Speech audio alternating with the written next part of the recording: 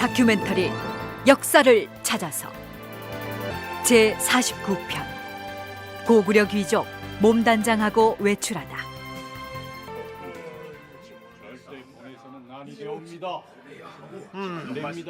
위나라 태후가 우리 고구려 왕실의 공주를 후궁으로 보내라 하였는데 이 일을 어찌하면 좋겠는가? 대왕 마마, 전쟁을 피하고 두 나라의 화평을 위해 마땅히 공주를 보내야 할 것이옵니다. 아니되옵니다, 대왕 마마. 공주를 후궁으로 보내라는 저들의 요구는 심히 부당하오니 거절하시옵소서. 그렇사옵니다. 왕후의 생각은 어떠하오? 어느 어미가 딸을 오랑캐나라 왕의 후궁으로 보내고 싶겠사옵니까? 위나라 사신을 불러 보낼 수 없다고 하시옵소서. 알겠소. 위나라 사신에게 일러라. 공주가 한 명 있기는 하나 이미 출가했으니 내 아우의 딸을 대신 보내도 좋은지 위나라 왕에게 전하도록 하라. 마마, 그러면 진료를 보내시겠다는 말씀 아니옵니까? 그건 나중에 생각할 일이요. 보내려고 했는데 그 진료가 죽어버렸다고 하면 될 것이 아니요.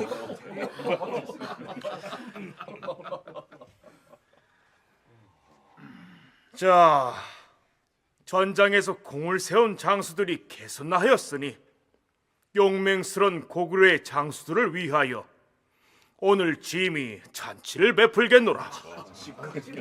악공들은 풍악을 울리고 무희들은 춤을 추도록 하라.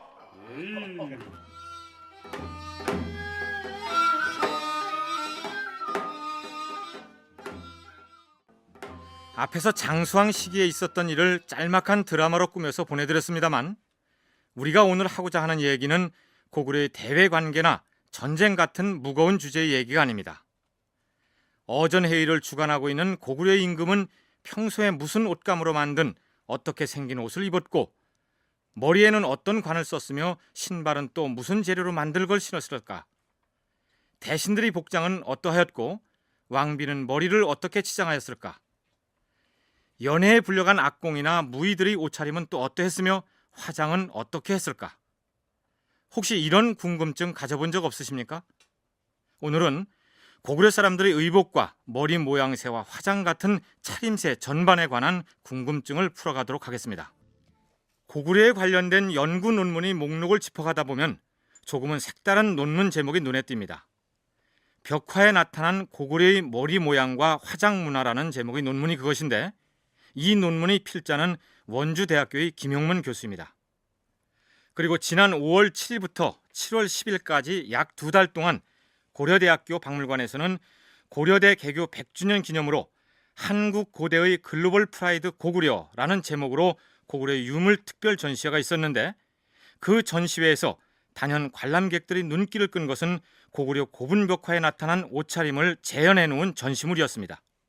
고구려 무용총복식의 한 장면을요 전체적으로 이렇게 고증 재현을 하면서 복판에 그 박물관 복판에 전시를 했었을 때는 거기서 오는 그 감격이라고 하는 것은 굉장히 컸었습니다.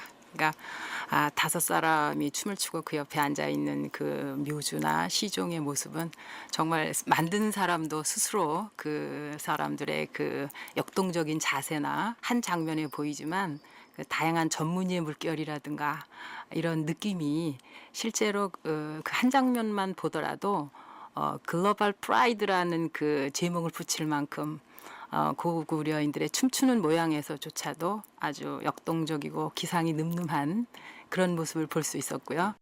성균관대 조우연 교수는 고구려 고분벽화에 나타난 인물들의 복장을 고증해서 재현하는 작업에 참여하고 난 소감을 이렇게 얘기했습니다.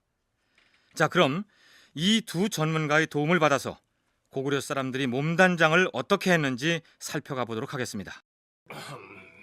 부인, 오늘 왕후마마의 생일잔치가 있으니 궁궐에 함께 가야 한다고 하지 않았소? 예, 알고 있습니다. 나리께서도 준비를 하시지요. 얘들아, 나리 목욕물은 받아두었느냐?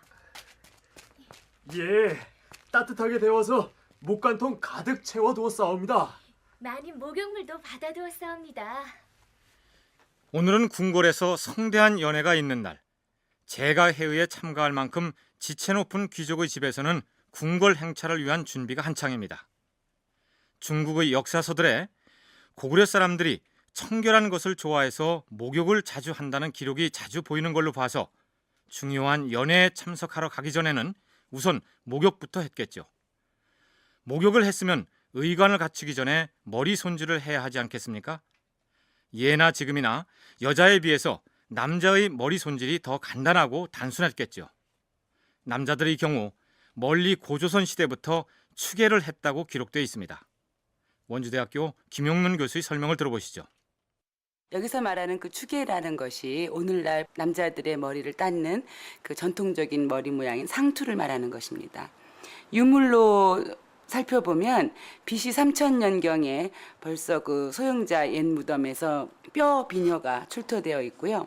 대전에서 발견된 청동기에 사용하는 기구에도 농부가 밭갈이를 하고 있는데 그 머리 모양이 역시 상투로 빚고 있는 것을 알 수 있었습니다. 이미 BC 3000년경 이전에도 우리의 남자들의 머리 모양은 상투라고 하는 그런 머리 모양을 하고 있었던 것으로 생각이 됩니다. 그러니까 남성의 상투머리는 멀리 고조선 시대부터 단발령이 내려지던 갑오경장 때까지 장구한 세월 동안 큰 변화 없이 이어져 내려왔다. 이런 얘기가 됩니다. 그렇다면 여자들은 머리를 어떻게 단장했을까요? 수서나 구당서 같은 문헌에 나타난 고대 삼국의 머리 모양을 살펴보면 이렇습니다. 부인이 머리를 따서 감아 올리고 비단과 구슬로 장식하였는데 머리가 매우 길고 아름다웠다. 머리카락이 아름다우며 길이가 아주 길다. 여인들은 대체로 아름다운 머리를 휘감고 주체로 장식하였다. 남자는 머리를 잘라서 팔기도 하고 이를 부녀자들이 시장에서 팔고 혹은 산다. 당시 여인들은 머리를 따서 감아 올리는 방식으로 처리를 했다 했는데 그렇다면 머리털을 팔고 산다는 것은 또 무슨 얘기일까요? 여기서 잠시 삼국사기 고구려 본기 중천왕 4년의 기록 한 대목을 살펴보기로 하겠습니다. 관나부 부인은 얼굴이 아름답고 머리털의 길이가 9척이나 되어서 왕이 사랑하였다. 장차 소후를 삼으려고 하였는데 왕후 연씨는 그 관나부 부인이 왕의 사랑을 독차지할 것을 걱정하여 왕에게 말했다. 대왕마마, 듣자 하니 저기 서쪽 위나라에서는 긴 머리털을 천금을 주고 산다고 하더이다. 옛적에 우리 선대 임금은 중국에 예물을 보내지 않아서 병난을 당하여 쫓겨다녔으며 나라를 잃을 뻔하기도 하였습니다. 그러니 대왕마마께서는 위나라에 사신을 보내서 머리털 긴 미인을 진상하면 그들은 반드시 흔쾌히 받아들일 것이며 다시는 우리 고구려를 침범하는 일이 없을 것입니다. 관나부 출신의 장발 미녀에게 왕의 사랑을 빼앗길까 봐 염려하여 왕비가 했다는 말이 이렇습니다. 글쎄요, 9척이라면 9자라는 얘긴데 실제로 머리 길이가 그만큼 됐는지 아니면 길다는 것을 강조하기 위한 표현인지는 모르겠으나 어쨌든 고구려 시대에는 긴 머리를 가진 것이 미인의 조건 중 하나였던 모양입니다. 안악사모분에서도 보시면 여주인공의 머리가 환계라고 해서 크게 얹은 머리로 되어 있거든요. 그러니까 머리의 양이 풍부하고 큰 것이 그 사람의 지위를 상징하였던 것은 틀림이 없다고 봅니다. 그래서 뭐 벽하는 말이 없지만 그 안악사모분 여주인공 옆에 작은 또 비슷한 헤어스타일을 한 두 여자를 두 번째 부인, 세 번째 부인 이렇게 보시는 분들도 있습니다. 어쨌거나 지금은 서양 문화에 의해서 카트가 유행을 하고 직모가 아닌 웨이브를 주고 이런 형태로 변해가고 있습니다만은 조선 시대까지도 검은색의 직모에 숱이 많은 머리를 가진 여성을 며느리로 보려고 하는 경향이 있었죠. 탐스럽고 윤기가 흐르는 머리를 가진 여성이 미인으로 인기를 누렸다는 것은 순전히 건강 측면에서만 보더라도 일리가 있어 보이지 않습니까? 그런데 당서에 보면 고구려의 부인들이 건객을 하였다는 기록이 있습니다. 수건 건자에 머리 장식 객자로 된 이 건객이라는 낱말을 글자 그대로 머리 수건이라고도 풀이한다는데 김용문 교수의 해석은 좀 다릅니다. 괴기라고 하는 것이 가발이라는 그 중국의 그 문헌 자료가 있고 또 그 출토 유물 자체도 있고 그래서 이 괴근 건괴근 건처럼 지금 보이는 어떤 가발 쓰는 가발 요즘 그 헤어피스를 왜 대머리라든지 뭐 어떤 헤어스타일을 새로 연출하기 위해서 완전히 쓰는 가발이 있지 않습니까? 그런 형태의 가발로 이해하시는 것이 타당할 것으로 생각이 됩니다. 그러니까 본디의 자기 머리 위에다가 가발로 둥그렇게 틀어서 얹은 머리, 즉 가채가 성했다는 얘기입니다. 위나라에서는 긴 머리틀을 천금을 주고 산다는 표현 역시 그 가채용 가발을 만들기 위해서 머리카락을 팔고 샀다는 것을 의미합니다. 이 가채를 풍성하게 올려서 성대하게 꾸미는 것이 부와 권위를 과시하는 것으로 통했습니다. 조선시대에는 가채의 양이 너무 많아서 목이 부러졌다는 일화도 전하고 있습니다. 그렇게 되자 조선의 영조 임금은 가채 금지령을 내리게 되고 그때부터 여자들의 머리 모양이 달라진 것입니다. 조선시대 때 그 머리가 그 가채 금지령이 내려지기 이전에 굉장히 가격이 비쌌고 그 머리가 무거웠고 또 그런 비싼 머리가 없어서 결혼식 날짜를 잡아놓고도 혼례를 제대로 치르지 못하는 그런 이야기가 있지 않습니까? 그래서 결혼을 한다 그러면은 남자가 여자의 그 머리를 얹어주는다 이렇게 생각을 하고 했는데 그때 머리를 얹어준다는 것은 두 가지 의미가 있다고 봅니다. 하나는 그 귀밑머리로 되어 있는 머리를 늘어뜨린 머리를 풀어서 올려서 얹는다는 의미고 하나는 이렇게 가발처럼 되어 있는 어떤 가채의 머리를 얹어서 하나의 그것이 결혼식 그 굉장히 중요한 그 용도에 쓰이는 머리. 그렇다면 고구려의 모든 여성이 자기 머리 위에다 가채를 틀어 올려서 장식을 했을까요? 가발용 머리를 천금을 주고 산다 했으니 귀족이 아니면 그렇게 할 수 없었겠죠. 어디 머리 단장이 제대로 됐는지 보아야겠구나. 동경을 가져오너라. 예, 마님. 여기 있습니다요. 그래. 어디 한번 비춰보자. 이만하면 됐구나. 이제 너도 건너가서 머리 손질을 하거라. 쇳내야 손질하고 말고 할 게 어디 있습니까? 그저 두 갈래로 묶기만 하면 되는걸요. 너도 이제 나이가 어지간하니 머리를 틀어 올리지 그러느냐. 쇳내는 갈래머리가 더 좋습니다요. 고구려의 미혼 여성이나 서민들의 머리 모양이 어떠했는지 문헌에 기록된 것은 없습니다. 그러나 고구려와 복식 풍습이 크게 다르지 않았다는 백제의 경우 이런 기록이 보입니다. 북사와 수서에 처녀는 머리를 따서 뒤로 들이웠다가 시집을 가면 두 갈래로 나누어 위로 틀어 올린다.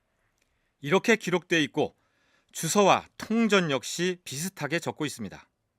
미혼녀는 머리를 따서 얹고 뒤로 한 가닥을 늘어뜨려 장식했고 출가녀는 이를 두 가닥으로 늘어뜨렸다. 귀족 계급일 때는 같은 얹은 머리 형태일 때라도 가발을 더해서 더 크고 화려하게 빗은 것이고요. 시종일 경우에는 얹어도 자기 머리만을 얹게 되는 것이고요. 주로 시종인 경우에 나이가 어리면 얹은 머리이기보다는 내리거나 양쪽으로 묶은 그런 형태의 머리가 나타나게 되는 것입니다. 집안 지역에 나타나고 있는 머리 모양에 그 고구려의 그 일반 서민들의 머리 모양이 좀 많이 보이고 있습니다. 특히 그 무용청 벽화를 예를 들 수가 있을 것 같은데요. 그 주방에서 일하는 여자들의 그런 머리 모양은 그 묶어서 그냥 약간 끝을 그냥 이렇게 뭐 풀 같은 종류의 젤을 발라서 끝을 올리는 것 같은 그런 아주 간단한 형태의 그런 머리 모양이 많고요. 참고로 신당서의 기록에 의하면 신라 여성의 머리 모양은 고구려와는 또 다른 특징이 있었던 것으로 보입니다. 동경 잡기에 실린 내용을 살펴볼까요? 신라 때에는 국도의 북방이 결손되었기 때문에 여자의 머리를 머리 뒤에서 묶고 이것을 북계라 하였다. 그 신라는 그 북쪽이 좀 허술하 북방이 결손되었기 때문에 여자들이 머리를 뒤에다 묶어서 그걸 북계라고 한다 하는 기록이 있었어요. 근데 재미난 것이 그 황성동 석실 고분에서 그 여자 그 토가 출토되었는데 그 여자가 앞머리에 그 가르마를 쭉 타고요. 뒤에 머리를 묶은 북계 그 모습 그대로 출토되었거든요. 그래서 저는 삼국사기나 동경잡기에 있는 어떤 기록들이 기록에서 끝나는 것이 아니고 이렇게 출토 유물하고 맞물려져서 그것이 확인되는 과정에서 그 여자가 긴 소매의 옷을 입고 이렇게 부끄러운 듯이 눈도 완전히 그 가는 듯한 그런 눈으로 아름답게 웃고 있는데 당시의 그 신라 여자 모습 그대로를 대하는 그런 느낌을 받았습니다. 자, 그럼 고구려 사람들이 머리 모양을 정리해 볼까요? 남자인 경우에는 그 추계라고 하는 상투머리가 대표적인 머리로 오늘날까지 이어져 오고 있는 것이고요. 물론 그 미혼 남자인 경우에는 머리카락이 덜 자랐기 때문에 묶거나 느린 머리 형태도 있습니다. 여자인 경우에는 제일 중요한 헤어스타일이 얹은 머리죠. 그리고 쪽진 머리로 보이는 것은 이제 불과 몇 작품에 불과하고요. 얹은 머리 그리고 이제 미혼인 경우에 묶거나 양쪽으로 느리거나 또는 하나로 묶어서 끝을 이렇게 올린 듯한 그런 형태의 머리인데요. 이 얹은 머리가 자기의 그 본인의 그 신분에 따라서 크고 화려하게 빗을수록 귀족이었다. 지위가 높았다. 머리 손질이 끝났으면 이제 화장을 할 차례입니다. 고구려 사람들이 일찍이 화장 문화를 발전시켜 왔다는 사실은 고분 벽화에 나타난 사람들의 얼굴을 관찰하지 않더라도 다음과 같은 일본 문헌의 기록을 통해서도 알 수가 있습니다. 연지가 일본에 들어온 것은 스이고 천황 18년 9월이다. 고구려의 승려 담징이 그 종자를 일본에 가지고 왔다. 고구려의 수산리 벽화와 쌍용총 벽화에 나타난 여인들의 얼굴은 연지와 곤지를 찍은 모습입니다. 연지는 주사와 붉은 꽃잎을 환약으로 만들어 기름에 갠 것인데 그것을 붉은 연지 도장으로 뺨에 찍는 방식으로 화장을 했다는 것이 김용윤 교수의 설명입니다. 그렇다면 입술 화장은 어떻게 했을까요? 원래는 그 입술을 보호하자는 의미였지만 이왕 하는 거 좀 더 아름답게 이런 욕구가 더해져서 장식 효과를 주는. 그래서 젊은이들은 눈을 강조하고 나이가 들면 여자들이 입술을 강조하고 이제 그런 화장법으로 변한다고 하는데요. 벽화에서 보면은요, 고구려 시대 입술 화장은 본인의 입술 크기보다 약간 작게 그린 것이 많아요. 그리고 색깔은 붉은색이나 짙은 적색을 사용해서 이렇게 파리한 아름다움이 아니라 건강한 생동감을 주는 화장법이 유행을 했던 것이 역시 그 북방 민족이나 고구려의 어떤 그 기질과 맞아떨어지는 그런 화장법이었다는 생각이 듭니다. 추위와 건조한 공기 때문에 입술이 갈라지고 부르트는 것을 방지하기 위해서 입술에 무언가를 발랐었는데 그러고 보니 아름답게 보여서 화장으로 발전했다는 분석입니다. 물론 고대 국가 시절의 화장에 그런 의미만 있는 것은 아니었습니다. 이 원시 시대에는 그 화장을 한다는 것이 어떤 사회적인 지위라든지 종교적인 그 의미에 의해서 행해지고 또 전쟁을 할 때 화장을 해서 얼굴에 빨갛게 해가지고 적을 제압하려고 하는 그런 용도로도 쓰였던 것입니다. 뭐 제사를 지낸다든지 어쨌든 다른 사람의 어떤 관심을 끌기 위한 어떤 본능적인 주술적인 종교적인 욕구에서 시작이 되었던 것이고 이것이 어떤 성별이나 소속 집단의 사회적인 그 지위를 상징하고 그 옛날에 의복이라고 하는 옷감이 발달하기 이전에는 막 추웠잖아요. 그렇다면 고구려 여인들도 요즘의 향수와 같은 것을 사용하기도 했을까요? 삼국사기 열전편의 온달전을 보면 평강공주가 누추한 온달의 집으로 찾아갔을 때 눈이 멀고 늙은 온달의 어머니가 공주를 향해 이렇게 얘기한 것으로 되어 있습니다. 내 아들은 가난하고 누추하여 귀인이 가까이 할 사람이 못 됩니다. 지금 그대의 냄새를 맡으니 꽃다운 향기가 보통이 아니며 손을 만지니 부드럽기가 솜 같으니 필시 천하의 귀인인데 누구의 허튼 수작을 듣고 여기까지 온 것입니까? 평강공주의 몸에서 났다는 꽃다운 향기는 곧 고구려의 귀부인들이 향을 사용했다는 증거가 아니겠습니까? 냄새가 좋은 식물의 화즙을 모아서 기름에 개어서 사용하거나 말린 향나무 분말을 옷에 뿌리거나 했을 것으로 추정됩니다. 뿐만 아니라 불교의 의식 중에는 불전에 향을 피우는 공양의식이 있기 때문에 불교의 대중화와 더불어서 향료의 보급도 활발해졌을 것입니다. 이 밖에도 고구려의 고분벽화를 보면 거기 그려진 여자들이 상당히 짙은 눈화장을 하고 있는 모습을 볼 수가 있습니다. 그 안악 삼호분의 그 여주인공의 그 눈썹을 보면은요, 가늘고 까맣고 좀 짧게 이렇게 그려져 있거든요. 근데 그 옆에 두 여자는 보면은 짙고 길게. 그리고 이런 것에서 볼 때 당시에 이미 다양한 형태의 어떤 획일적인 모양이 아니라 본인의 그 얼굴에 맞는 다양한 그 눈썹 형태가 있었다. 다시 말해서 굉장히 발달된 화장 문화가 존재했다. 이렇게 말씀을 드릴 수 있을 것 같아요. 그리고 이 눈썹을 그릴 때 쓰는 그 사용되는 먹은요, 송년목, 또 버드나무나 굴참나무의 그 재를 이용한다든지 달개비나 목화꽃 꽃잎을 태운 재들이 많이 사용이 되어서 그 원료에 따라서 색이 달라지기 때문에. 마지막으로 고구려인이 사용했으리라고 짐작되는 것 중에 머리에 바르는 기름을 연상해 볼 수 있습니다. 김용문 교수는 고분벽화에 나타난 다양한 여성의 머리 모양 중에 어떤 것은 풀을 먹이거나 기름을 바르지 않으면 고정시킬 수 없는 모양새가 있다고 분석합니다. 벽화에 그 그려진 여인들의 그 머리 모양 같은 것을 보면은요, 그 머리 모양을 유지하기 위해 저희들이 왜 젤, 무스, 왁스 이런 헤어 보조용품을 쓰지 않습니까? 근데 그런 것들이 이미 있었을 것으로 보여요. 그래서 기름이나 풀 같은 것을 사용해 갖고 고정시켰음을 알 수가 있습니다.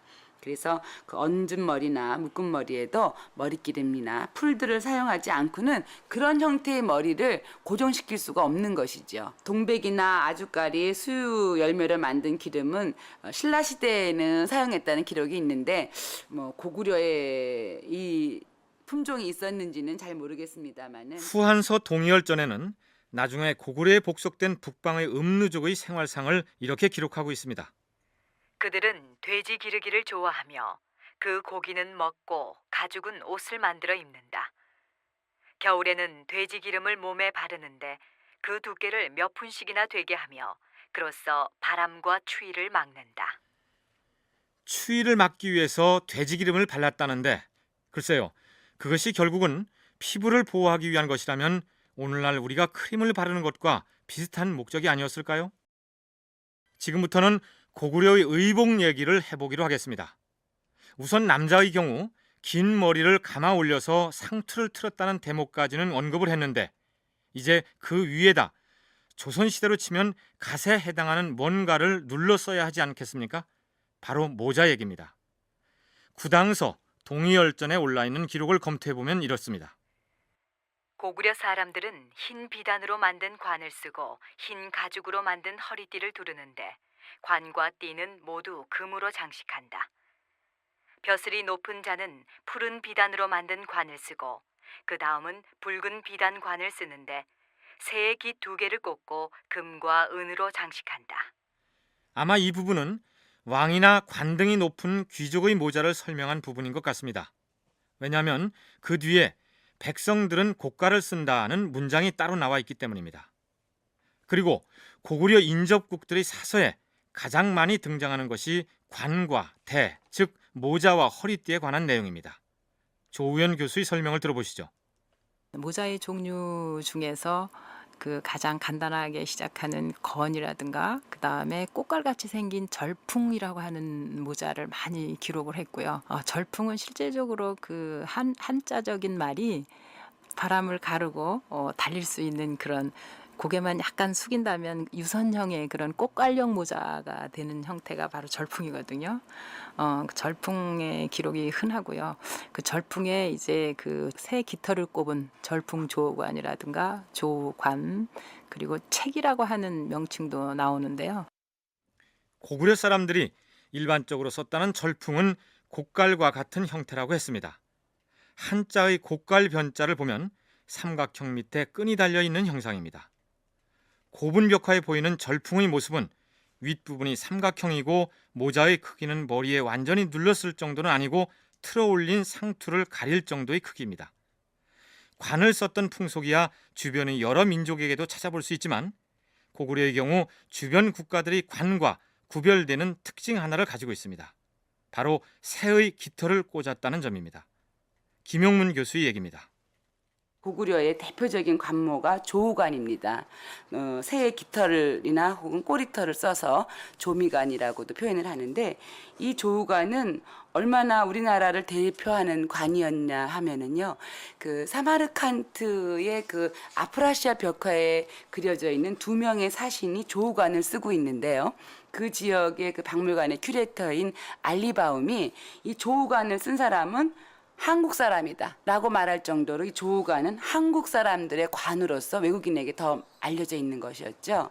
그래서 이 조우관은 삽조우라고 해가지고 글쎄 뭐 북방에서 수렴하는 민족들이 새 깃털을 꽂았겠지만, 꽃갈 모양을 닮은 이 모자는 고구려의 남자들이 보편적으로 착용했던 모자였는데, 거기에 깃털을 꽂게 된 것은 관리들이 일반인들과 자신들의 신분을 구별하기 위한 목적 때문이었던 것으로 보입니다.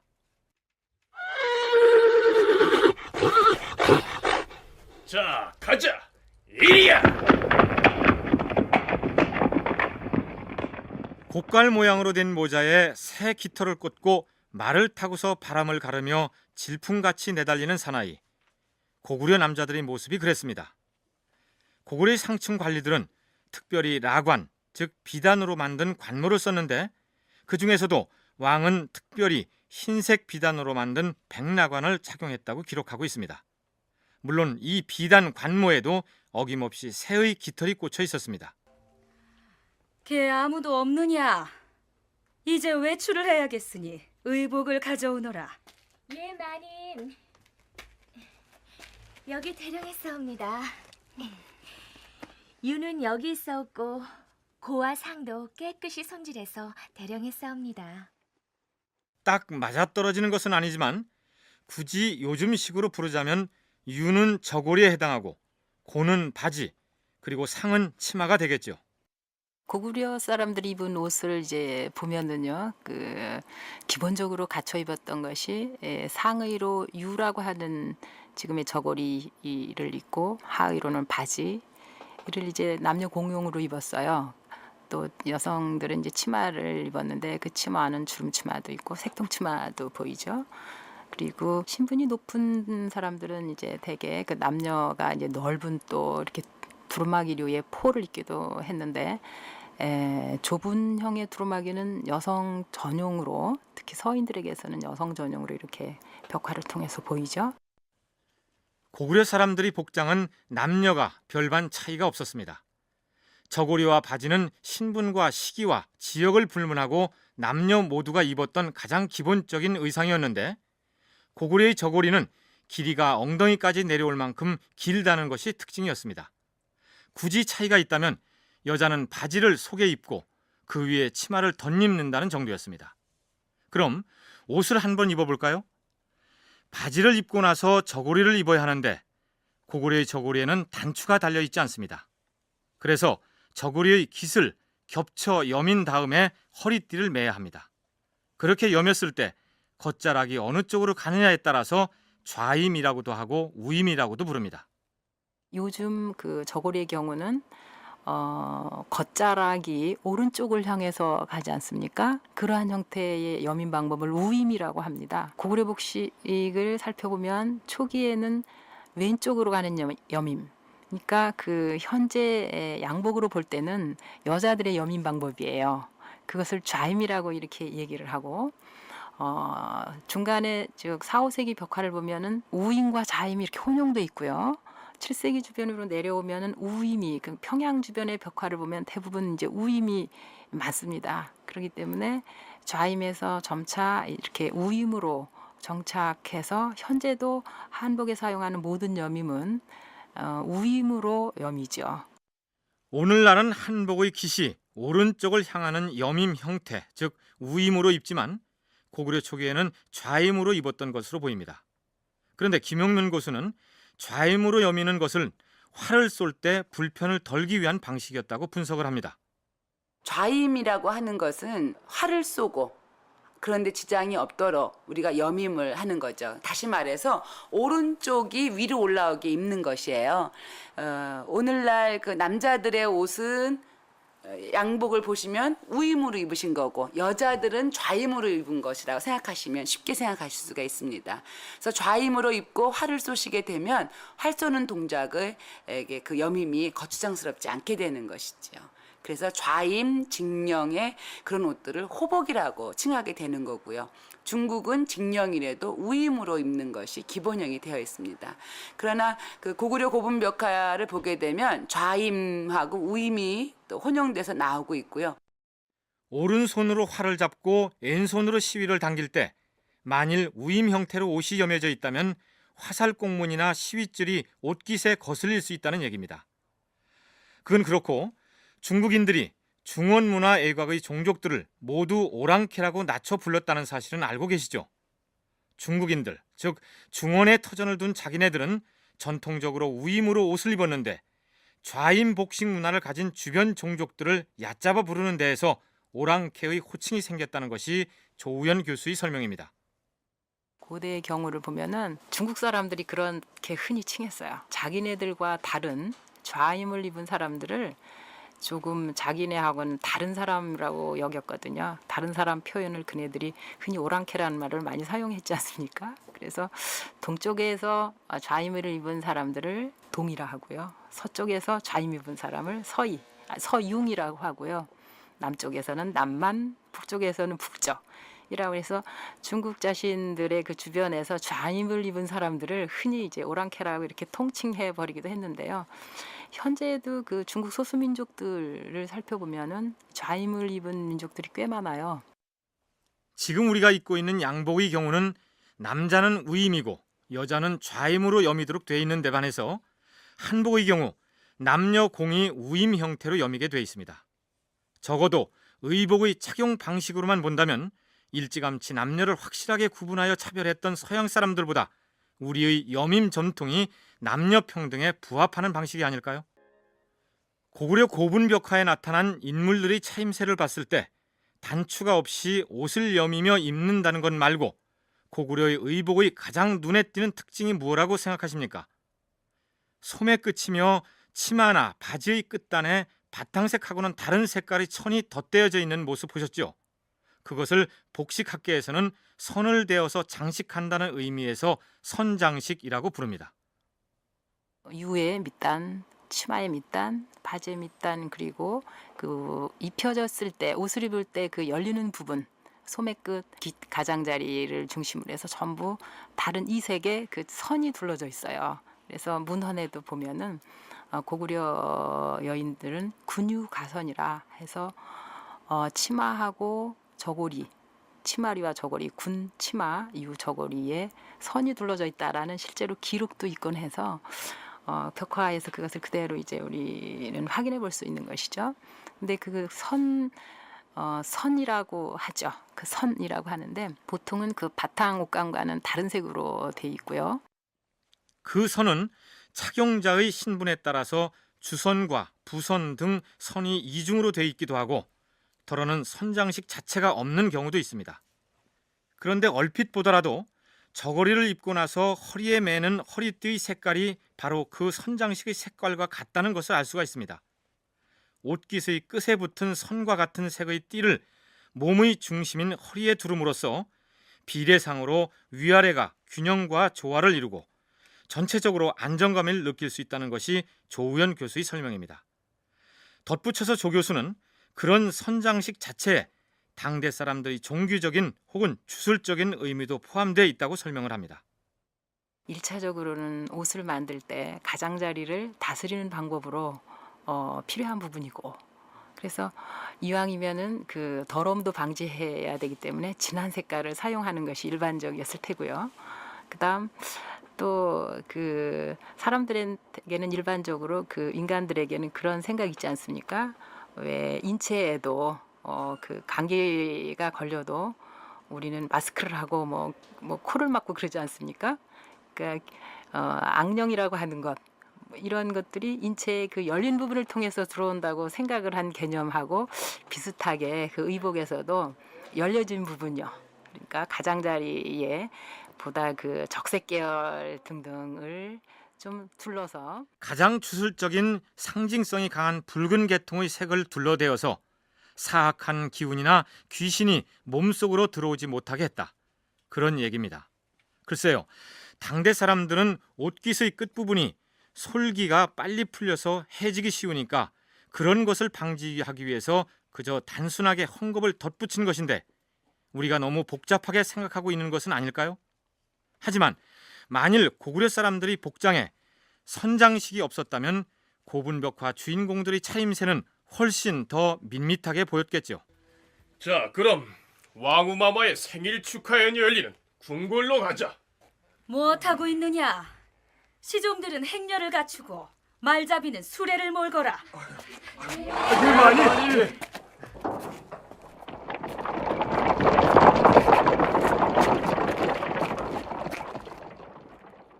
궁궐의 연희에 초대받은 귀족이 부인과 함께 아랍 사람들의 시중을 받으며 수레를 타고 행차에 나섭니다. 그런데 마소의 고삐를 잡는 남자나 주인을 보필하며 따라가는 시종의 옷차림은 어땠을까요? 조우현 교수는 고분벽화 등을 분석한 바에 의하면 귀족이든 천민이든 기본적인 옷차림은 크게 다르지 않았다고 얘기합니다. 그래도 뭔가 신분 구분을 할 수 있는 표시가 있지 않았을까요?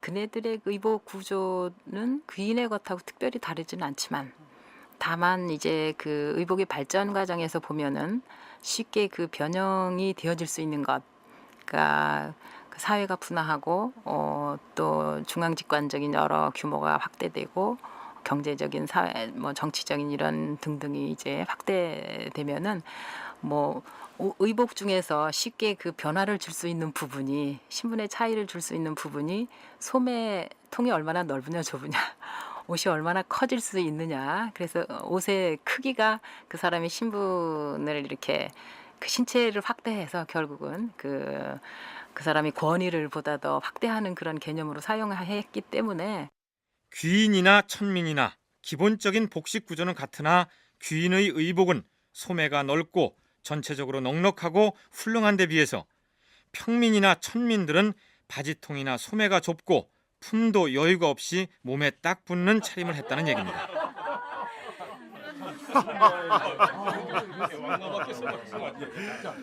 오늘 황후의 생일을 맞이해서 무병장수를 기원하기 위해 이렇게 많은 고관대작들이 연회에 참석해 주었으니 내 어찌 기쁘지 아니하겠는가. 자, 악공들은 풍악을 울리고 무희들은 춤을 추도록 하라.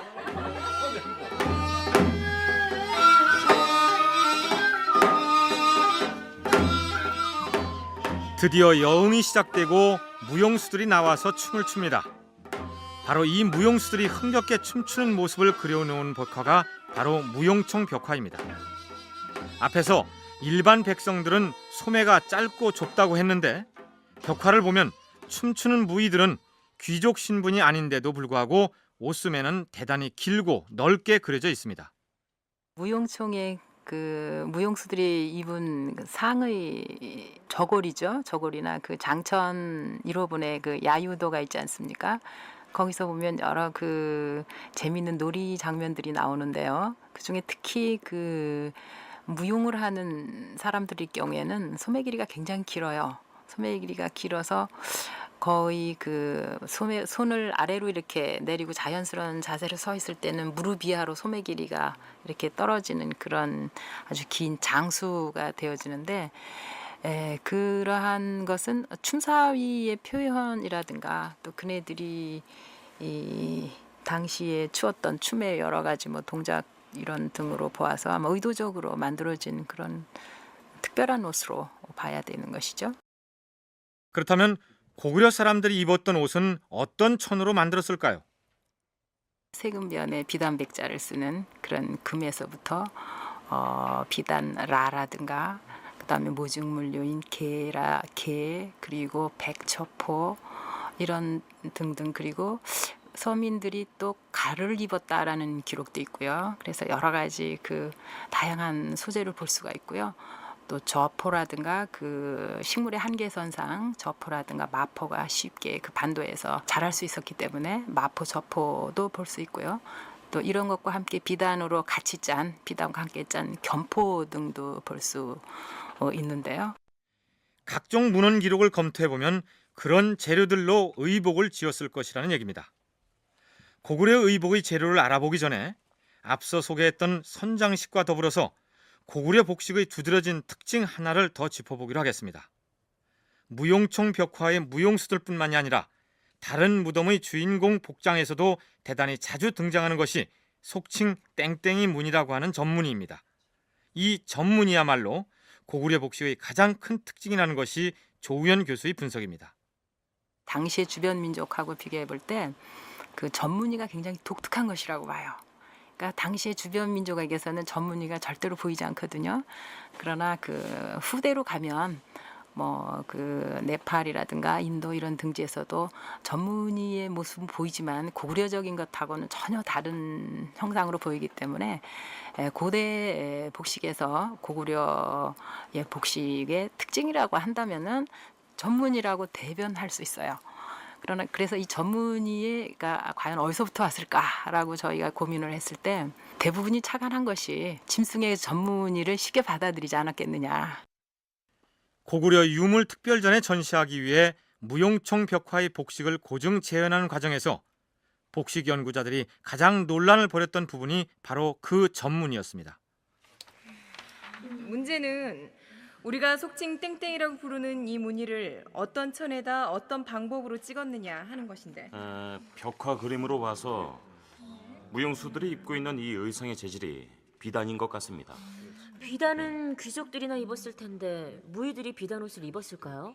적어도 왕실을 비롯한 귀족들의 연회에 불려갈 정도의 신분이라면 비단을 가지고 무용 의상을 마련해 입을 수는 있었겠죠. 그럼 이 전무늬는 어떤 염료를 사용해서 어떤 기법으로 찍었다고 생각하세요? 그게 뭐 나염으로 염색을 했을 수도 있고 가령 도토리 열매 같은 것을 두 쪽으로 쪼개서 천에다 찍으면 도토리의 탄닌 성분 때문에 무늬가 바뀔 수도 있고요. 나는 그렇게 생각하지 않습니다. 짐승의 가죽으로 옷을 해 입었을 거예요. 무용청이 있는 지역이 집안 지역 아닙니까? 당시에 수렵이니 유목이 왕성했기 때문에 무늬가 고운 어린 사슴의 가죽을 잘 손질해서 소재로 썼을 가능성이 커요. 그럼 무용수들 의상에 있는 무늬가 동물 가죽에 원래부터 나 있던 무늬란 얘기예요? 그럴 수도 있죠. 문헌 기록에 혁대나 피관이라는 말이 나오는 걸로 봐서 허리띠나 머리에 쓰는 관은 짐승 가죽으로 만들었던 게 틀림없는데 옷을 만들었다는 기록은 안 보이는데요. 네, 가죽으로 직접 만든 의상이라면 무겁기도 하고 몸놀림도 둔할 텐데 아무래도 무용수들이 입기에는 문제가 있지 않았을까요? 듣고 보니 그렇기도 하네요. 아마 초기에는 꽃사슴 가죽 같은 걸로 옷을 만들어 입다가 나중에는 비단이나 모직물 같은 것들이 보급되면서 그 동물의 문양을 차용해서 무늬로 찍어 넣었든지 그렇게 했겠죠. 자, 그럼 일단 그렇게 정리하고요. 가능성 있는 소재들을 갖다가 시작품을 만들어 봅시다. 그렇죠. 예, 그래요. 그렇게 결론을 내리고 비단으로도 만들어보고 마포와 저포로도 만들어보다가 결국엔 저포, 즉 모시를 소재로 해서 무용수들이 복장을 재현해냈다고 합니다. 그러나 짐승의 가죽은 무용수들의 복장으로는 불편하다는 것이지 무용총 벽화에 나타난 그 복장이 짐승 가죽을 소재로 만들었을 가능성은 얼마든지 있으며 실제로 고구려가 인접 국가들의 단비 가죽이나 초피라고 불리는 짐승 가죽을 수출했다는 기록은 자주 나타납니다. 고분 벽화에서 두루마기 종류인 포가 보이기도 하는데 지역적으로는 평양에 국한되고 시기적으로는 짧은 기간 동안에 나타났다가 5세기 후반에 사라진 것으로 되어 있습니다. 그 두루마기의 모양도 저고리와 치마를 하나로 결합해 놓은 듯한 원피스 모양인데 이는 중국 한족의 기본 복식으로 인식되어 있습니다. 그렇다면 한족풍의 그 두루마기가 나타났다가 사라진 이유는 어디 있을까요? 서울대 정환진 교수는 논문 고구려의 복식에서 이렇게 분석하고 있습니다. 이에 대한 해답은 고구려의 평양 지역 경영 방식에서 찾을 수 있다. 고구려는 서기 313년부터 314년 사이에 낙랑군과 대방군을 축출하면서 평양 지역을 확보하게 되는데 장기간 중원 문화를 향유한 이 지역에는 고구려와는 문화적 전통을 달리하는 토착 호족 세력 집단이 형성돼 있었다. 고구려는 이들 집단을 편제하는 과정에서 그들의 문화적 전통을 감안하여 일시에 중국 복식을 금하고 고구려 복식으로 개혁하도록 강제하지 않고 초기에는 그들의 복식 문화를 묵인해 주다가 점체적으로 세력 기반을 약화시키고 자연스럽게 고구려 관인 사회로 편입시키는 정책을 사용함으로써 따라서 평양 지역에서 확인된 두루마기는 한사군 세력이 과도기 단계에서 착용했던 의복이었다. 이런 얘기입니다. 고구려인의 복식을 거론한 김에 신발과 갑옷까지 간단히 살펴보기로 하죠. 고구려의 신발로는 가죽혁변에 될 화자가 결합한 화와 그냥 신발을 나타내는 리가 있었습니다. 화는 목이 올라와 있는 신발로서 북방 기마 민족의 양식인 반면에 리는 목이 없는 신발입니다. 그러니까 초기에는 목이 있는 화를 신었다가 농경 위주로 생활 양식이 변하면서 리를 받아들였다고 보면 되겠습니다.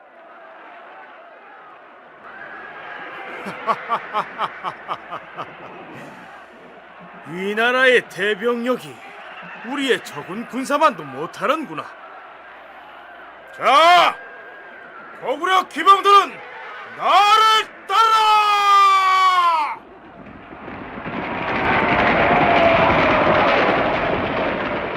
전왕은 철기 5천을 거느리고 진격하였다. 관구검이 방진을 치고 결사적으로 싸우자 고구려 우리 군사가 대패하여 사망자가 18,000명이었다. 고구려의 동천왕이 위나라의 관구검 군사를 맞아 싸운 대목입니다. 여기서 싸움의 승패를 논하자는 것이 아니라 삼국사기의 이 기록에 나타난 철기병이라는 표현을 주목할 필요가 있습니다. 철갑으로 무장한 말을 탄 군사라는 뜻이니 말이 철갑옷을 입었다는 얘기입니다. 실제로 약수리 벽화의 군사 행렬도를 보면 철갑을 입은 마갑, 즉 갑옷으로 무장한 말의 모습이 보입니다. 남쪽의 가야가 일찍이 철기 문화가 발달한 곳으로 돼 있으나 고구려의 철기 문화가 훨씬 더 선진적이었다는 사실은 갑옷 유물 한 가지만 보더라도 알 수가 있습니다. 가야의 갑옷은 대부분 그 판형갑으로 인체 모양과 유사한 형태로 조형성을 갖춘 이제 그런 형태의 판갑이거든요. 그러나 이제 고구려의 갑옷을 보면은 미늘 갑옷이라고 하죠. 그러니까 버드나무 잎이나 혹은 그 물고기의 비늘처럼 그것을 하나하나 덧붙여가면서 엮어 만들어진 그런 갑옷이거든요. 그렇기 때문에 그 미늘 갑옷일 경우에는 보다 더 그 기능성이 강조되어진 옷으로 설명을 할 수 있어서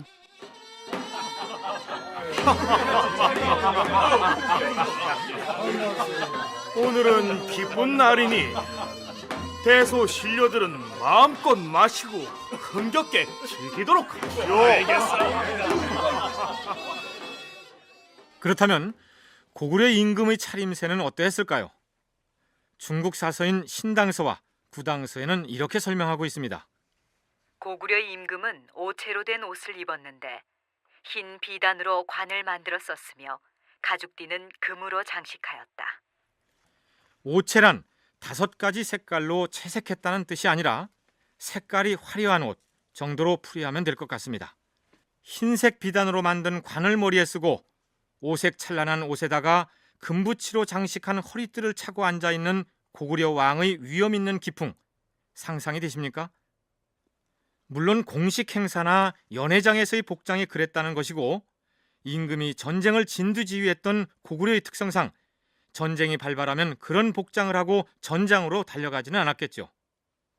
자, 그럼 고구려 사람들이 복장과 머리 모양과 화장 문화까지를 살펴보았는데 그렇다면 고구려 시대에는 어떻게 생긴 사람이 미인으로 무 사람들의 부러움을 샀을까요?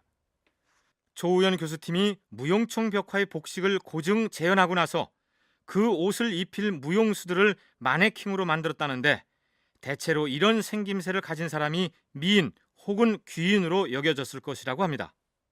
귀인인 듯한 남녀들의 모습을 보면 얼굴의 모양이 요즘 얘기하는 길쭉한 북방형 스타일이라고 하는 거, 그러니까 그러니까 둥근형의 남방형은 아니고 길쭉한 둥근형의 스타일이면서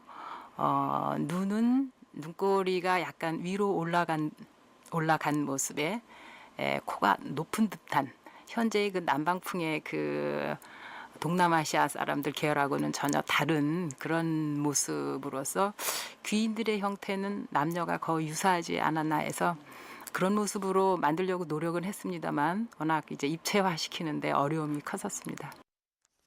지금까지 의복과 머리 모양과 화장 등 고구려 사람들이 차림새 전반을 살펴보았습니다. 일면 사소해 보이기도 하지만 고구려 사람들이 남긴 문화를 오늘날 우리의 일상으로 받아들여 이어가는 것이 목청 높여서 고구려를 우리 역사라고 애치는 것보다 더 소중한 자세가 아니겠습니까?